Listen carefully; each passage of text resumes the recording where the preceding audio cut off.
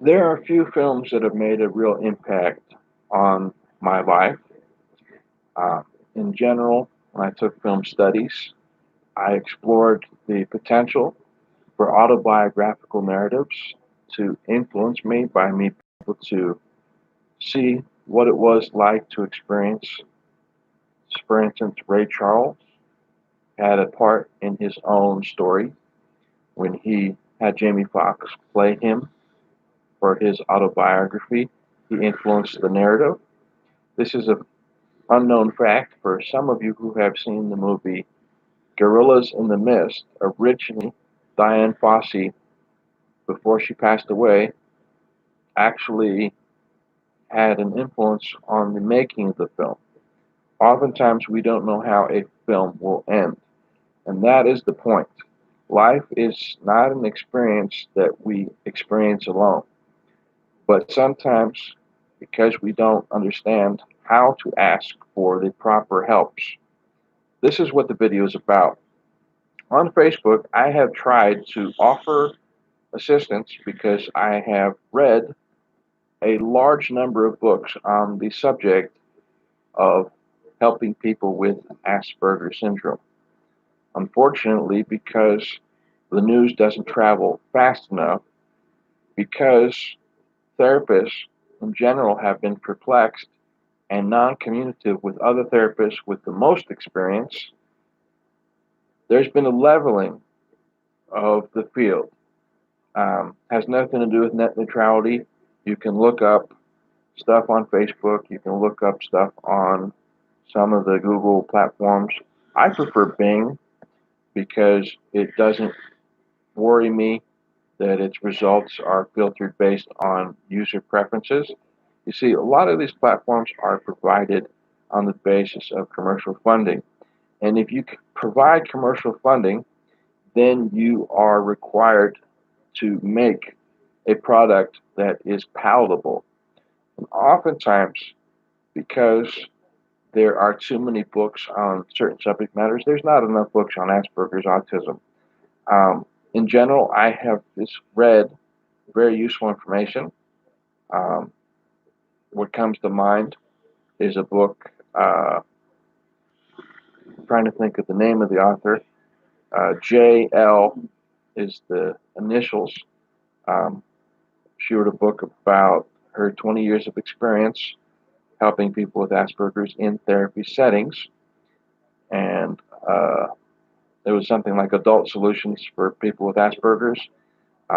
Temple Grandin with Sean Barron wrote a book called The Unwritten Social Rules, um, dealing with merited expression of autistic people finding the answers they need and being able to function in society. Oftentimes, you will see a carry on where someone goes through individual education program.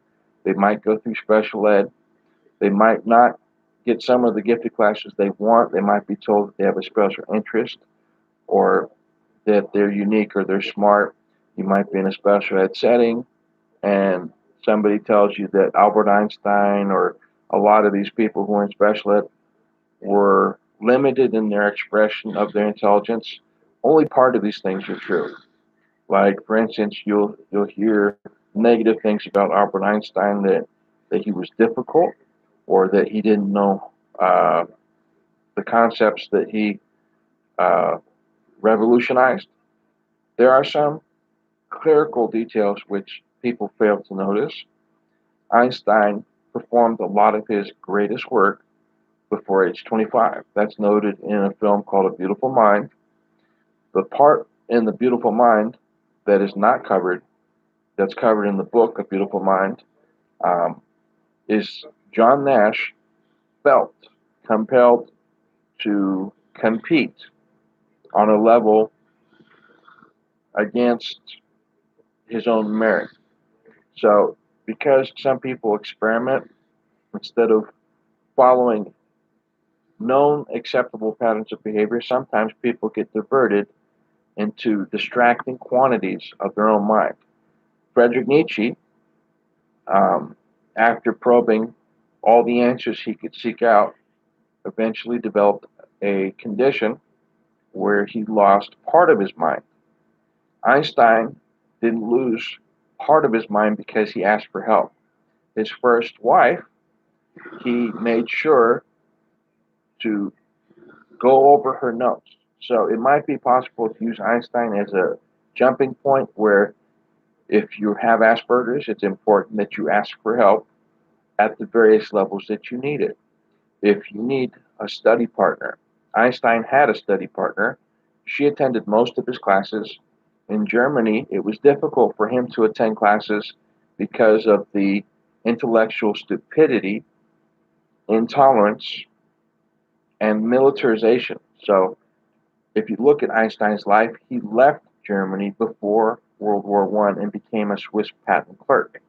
Now, part of the reasons may have been he saw a limiting example. One of his friends that stayed behind in Germany, this is Germany before World War I, developed, unfortunately, some of the weapons that were used in World War I. Einstein knew his friend and knew what happened to his friend, and so because he didn't want to promote warfare, oftentimes you'll hear a narrative account where Einstein is weak, Einstein triggered the development, when that's not the case. Oppenheimer actually is the one who developed the process that left it at FDR's door, was pushed off on Truman. When Einstein realized people were going to try and blame him for the development of the bomb he tried to prevent the Nazis from getting, he wrote many books on philosophy. Okay, before he passed away, before they examined Einstein's brain, he wrote books on philosophy, how there was a limiting carryover of the one world philosophy. Now, he didn't not believe in the one world philosophy. What he believed is that limiting expression created a false vacuum where ideas, instead of being developed, were being limited. So when I talk about Facebook being a limiting experience, I'm not talking about people are not allowed to talk and examine ideas. I'm saying that when someone is trying to process ideas that they are hearing, they are being told that they have maybe the wrong ideas. Now, if you're in an educational environment, there are no wrong ideas. There are undeveloped and unprocessed ideas. So if you're trying to express yourself, if you're trying to come to an idea where you have access to knowledge, you get to learn at your own rate. To expect someone to automatically agree with a group's decision without coming to an understanding. So general, just if you're trying to specifically moderate a Facebook group, there are no decisions made without understanding. So if you're trying to convince someone and you're trying to say you're using the wrong words, well, there's terminology, okay? Terminology means you have an access to expressed ideas. If you have not a limited understanding, but a perceptual difference, then no amount of information that you present will help the person to understand. You have worldviews. If you argue about opinions, opinions are not how you present facts, they're how you gather facts. Okay? Opinions are, I think that source is not a good source.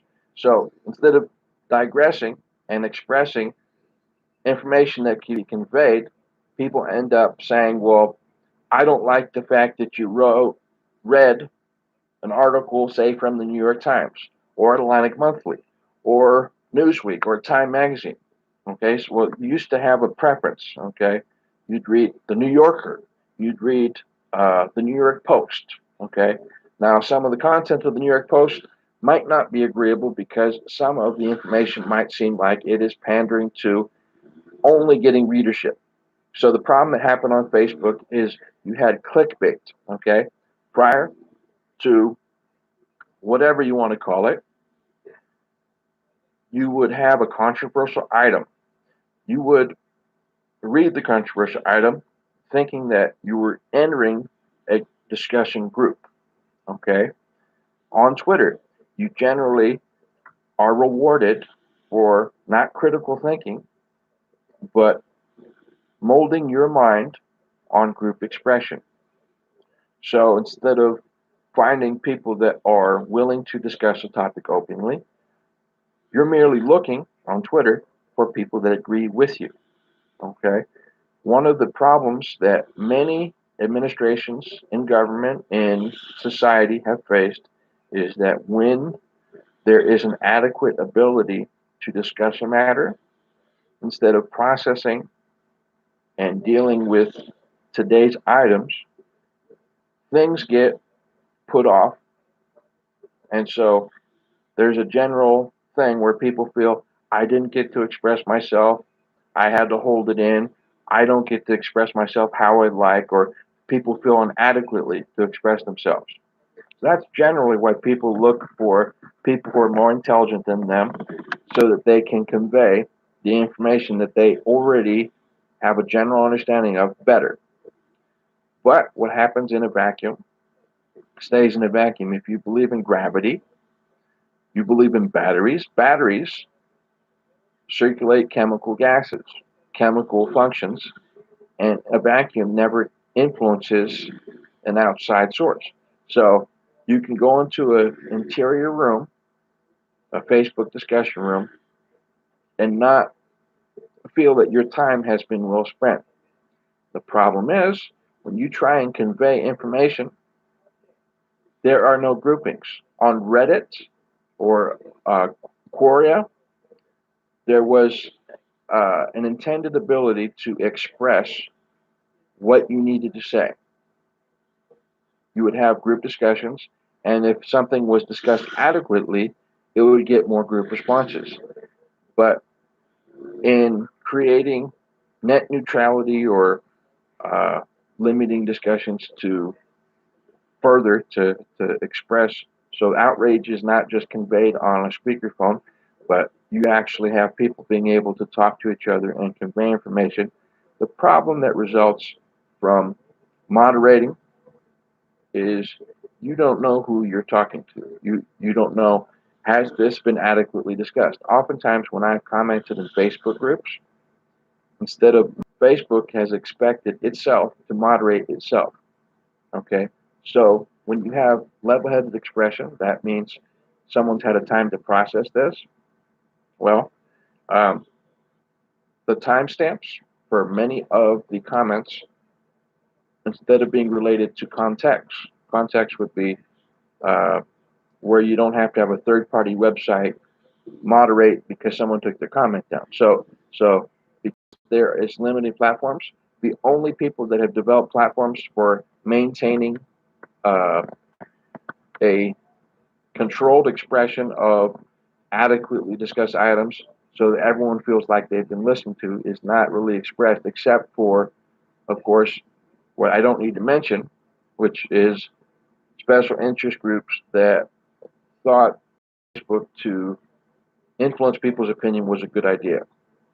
So, on the outside of the issue is Facebook groups that have been only interested in membership and moderators that are only interested in viewership, which means their own expressed ideas agreed with and nodded to. So, because you have special interests which have the opportunity to buy up Facebook groups, um, there is a plausible, I don't know if this person agrees with the group, so I'm going to moderate, i.e., self censored. So, because there is an unknown quantity, what is supposed to modulate Facebook, what is supposed to make sure it is an enjoyable experience, the advertisers on Facebook have a wonderful experience. They get to modulate all the data, and even if you would like to participate and express yourself, the limitations of the platform are after the day is done, if you spent more time than you wanted, the survey asks you, did you spend more time than you wanted on Facebook?